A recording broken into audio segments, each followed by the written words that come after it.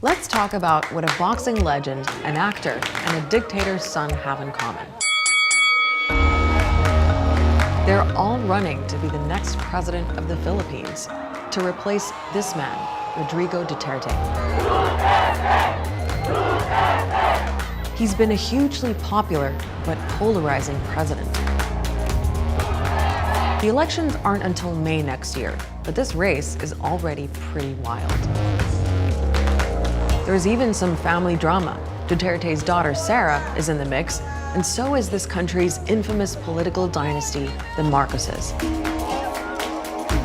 It's not just between political parties. This is between warring political families. It's like you're watching a telenovela. So who are the main candidates? Who stands the best chance? And what's behind all the family feuding?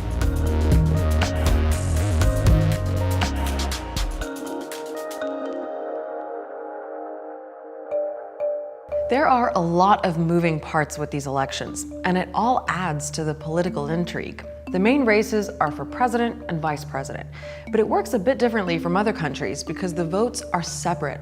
So candidates can stand together as a team, but they don't have to, and they may not even end up in power together anyway. We can elect a president under one ticket and elect a vice president under another ticket. There are congressional elections happening too, and President Duterte is running for a seat in the Senate. It's a way for him to stay in politics because his 6-year presidential term is up and he can't run again. Now, when it comes to the race for president, right now there are really 4 main candidates. First up, Ferdinand Marcos Jr., who also goes by the nickname Bongbong.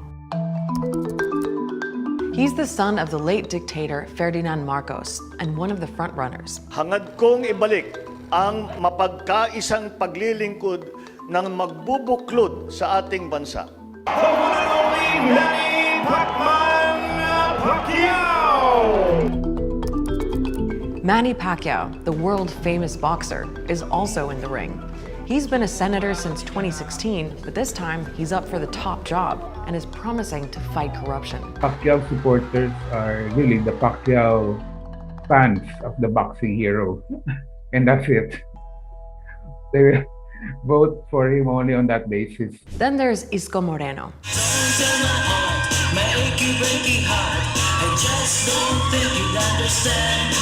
He's a former teen idol who's now mayor of the capital, Manila, and a self-styled centrist. And he hasn't lost his moves.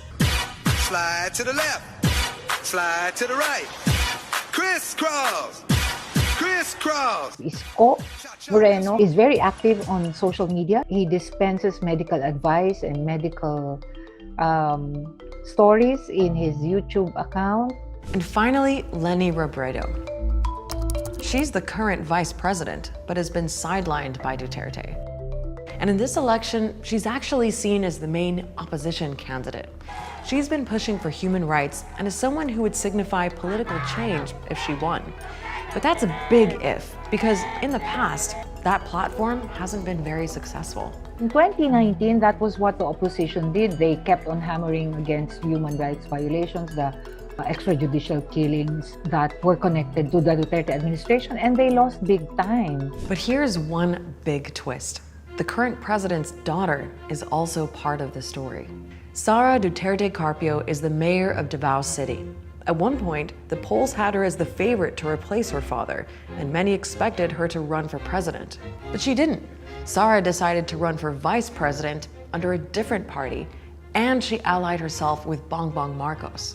She wants to be portrayed as independent of her father. She wanted her own people. She wanted to run on her own terms. With Sara Duterte and Bongbong Marcos, you've got the latest installment of a long-running political saga.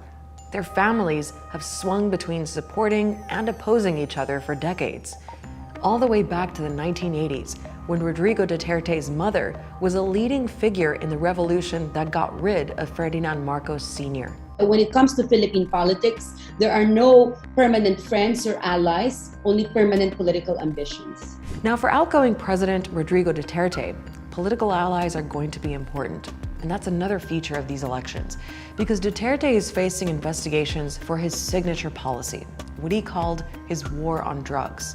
My campaign against drug will not stop until the last pusher and the last drug lord are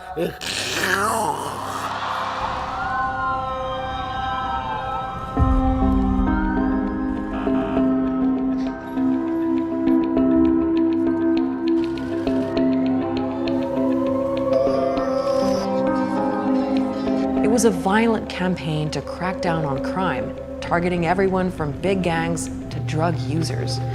And the police were encouraged to shoot to kill.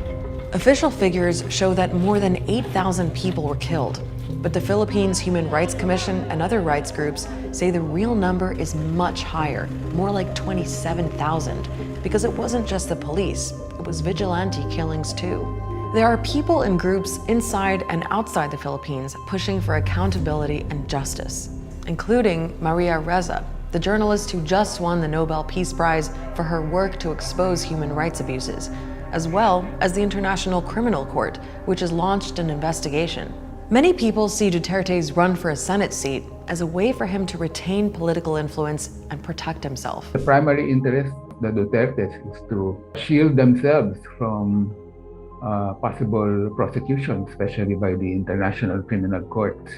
His family, himself, his allies, and some cabinet members are going to be facing cases and investigation if somebody else actually sits in the presidency and somebody who is not allied with them. So it is critical for them to be able to control power. Now, one thing that surprises a lot of people, particularly outside the Philippines, is that despite Duterte's war on drugs and all those thousands of people killed, he's still popular. He has a 67% satisfaction rate. Nagkaroon na siya ng katahimikan gawa ng yung iba kasi mga nagda-drugs, wala na rin siya.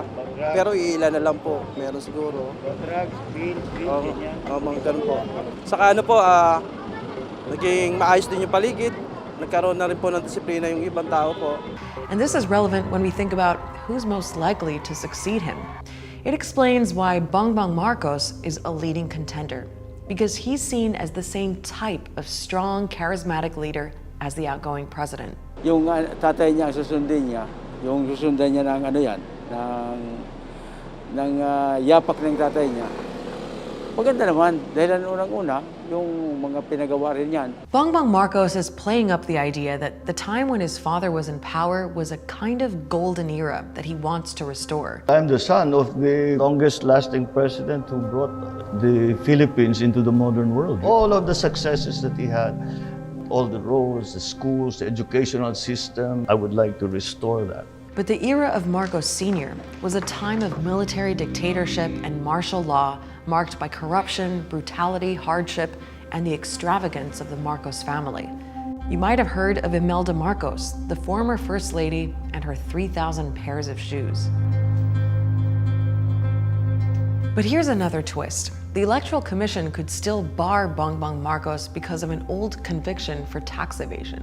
We're looking at the possibility of Marcos Jr. actually being disqualified. Now, winning the presidential popularity contest is one thing. Another is doing the job. The Philippines is facing one of its worst economic recession in decades. We're talking about, more than 4.5 million Filipinos unable to work since the pandemic broke out, a tourism industry practically decimated, an education system in crisis. The Philippines really is in dire need of good leaders who will lead us out of the pandemic. Just how well the different candidates fit that description is, of course, a matter of opinion. But there's everything to play for. And most experts agree the political drama is nowhere near over. It's still anyone's game.